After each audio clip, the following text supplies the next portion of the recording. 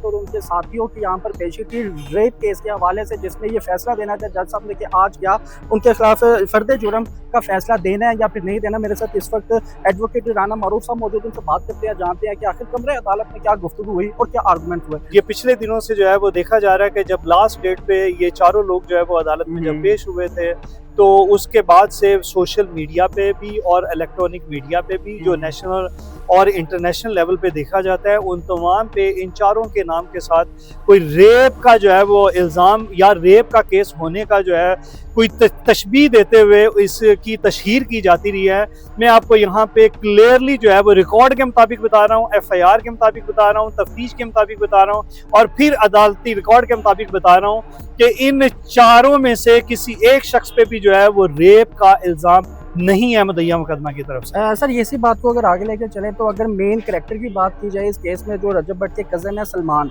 उनका चलान था या नहीं था? अगर था तो वो क्यों नहीं आए? अगर नहीं था तो फिर यही क्यों नामजद हुए? मैं आपको दो तीन चीज़ें जो है वो क्लैरिटी दे दूं कि ये मुकदमे की पहली दरख्वास्त जो है वो जब सरफस हुई थी थाना नवाब टाउन में अप्रैल 2025 में हुई।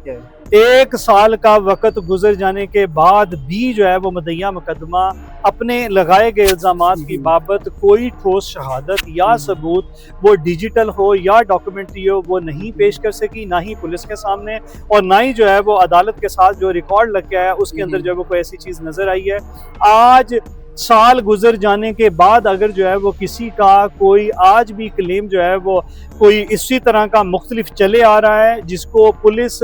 ने जो है वो मुकम्मल तौर पे निगेट कर दिया है कि ऐसा कोई सिरे से जो है वो वक़ुआ होता नज़र नहीं आता, और फिर बाद अज़ां जो है वो प्रोसिक्यूशन ने भी अपनी जो है वो ओपिनियन उसके ऊपर दे के अदालत में चालान जो है वो रिकमेंड कर दिया है। इनको खाना नंबर 2 में रखते हुए और इनको बेगुनाह करार देते हुए जो है अदालत के रहमो करम पे चालान जो है वो जमा करवा दिया गया। अब अदालत की पहली और बुनियादी जिम्मेदारी ये है कि वो इंक्रिमिनेटिंग मटीरियल पहले उसमें कंप्लेंट देखे और फिर बाद अज़ां स्टेटमेंट देखे, और फिर अगर कोई डिजिटल या डॉक्यूमेंट्री एविडेंस है जो इस तरह के इल्ज़ामात में मेडिकल की सूरत में होती है या किसी और सूरत में शक्ल में जो है वो सामने आती है इस तरह के इल्ज़ामात में, क्या ऐसी कोई चीज़ अदालत में है जिसकी बुनियाद पर कोई ऐसा ऑफेंस का ट्रायल जो है वो आगे भी बढ़ सकता है कि नहीं बढ़ सकता। अदालत के लिए एक और भी चीज़ जो है वो यहाँ पे चैलेंजिंग है कि इस पूरे केस में एक ही ऑफेंस है जो कि 376 का है, और 376 का इल्ज़ाम जो है वो अगर कोई बेबुनियाद या किसी और सूरत में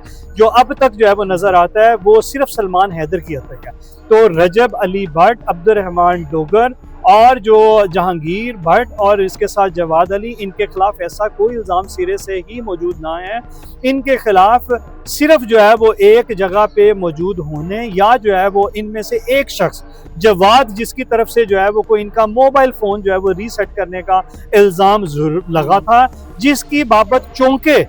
कोई जो है वो शहादत पेश नहीं की जा सकी। वो जगह, वो मुकाम, वो तारीख, वो दिन, उसका कोई महल वकू, कोई ऐसी तफसीलात जो है वो मुद्दईया मुकदमा या जो है वो उसके कोई गवाहान किसी भी सूरत में बताने से कासर नहीं है पुलिस तफ्तीश के अंदर, और बाद जो है वो रिकॉर्ड पे ऐसी कोई चीज़ जो है वो सामने नहीं आई जिसकी बुनियाद पे ये साबित हो सकता हो कि इनमें से किसी भी शख्स ने, चाहे वो जवाद भी जो इल्ज़ाम है उसको रीसेट करने का, क्योंकि वो मोबाइल फ़ोन सेट्स जो हैं जो जिसका इल्ज़ाम है वो आज तक अदालत में पेश नहीं किए गए और इससे पहले पुलिस के सामने भी पेश नहीं किए गए, और ना ही उनका जो है वो कोई जो पेश नहीं किए गए, इसलिए उनका कोई PFSA या जो है वो फोरेंसिक भी नहीं हो सका जिससे रीसेट का जो है वो इल्ज़ाम साबित होता हो। इसी वजह से पुलिस ने इनके खिलाफ किसी भी तरह की कोई ऐसा जो है वो मटीरियल ज़ाया करने की कोई जो दफ़ा है या जुर्म है उसका इतलाक नहीं किया। ठीक है। अच्छा राना साहब ये बताइएगा, कहा यह जा रहा था कि आज की तारीख में ये फैसला होगा कि फर्द जुर्म का जो फैसला है वो आयद करना है या नहीं करना, क्या फर्द जुर्म का फैसला दे दिया या फिर अगली डेट पर ये बात डाल दी? देखें, ये जो जितने भी ट्रायल्स हैं जो सेशन कोर्ट के सामने होते हैं उनमें जो क्राइटेरिया और जो प्रोविजन ऑफ लॉ और जो ज़ाब्ता कार जो इम्प्लीमेंट होते हैं या एप्लीकेबल होते हैं उसमें section 265D of criminal procedure of code वो बाकायदा तौर पे जो है वो अदालतों को पाबंद करता है कि before proceeding to framing of charge अदालत ने तमाम रिकॉर्ड जो अदालत के सामने ट्राइबल मटेरियल की सूरत में पेश किया गया है, पुलिस की तरफ से या प्रोसिक्यूशन की तरफ से जो है वो पेश किया गया है, उसकी स्क्रूटनी करनी है, उसको पहले देखना है, कंसिडर करना है एट दिस वेरी स्टेज कि क्या आया कि कोई ऐसा ऑफेंस का इनके ऊपर उन हालात में, उन सबूतों की रोशनी में इतलाक भी होता है कि नहीं। अगर नहीं होता तो अदालत इसी स्टेज पे इन तमाम मुल्ज़मान को जो है वो बरी और डिस्चार्ज करने की जो है वो पाबंद है। अदालत आगे फर्द जुर्म में प्रोसीड नहीं कर सकती। अच्छा, आखिरी सवाल मैं ये पूछना इसलिए इसी बुनियाद पे, चूंकि हमारे दलाइल जो है वो सारी इसी नुक्ते पे थे, जिस वजह से जो है वो अदालत ने आज उस पर फर्द जुर्म आयद नहीं किया। रादर एक क्वेश्चन जो है वो मुदय्या मुकदमा के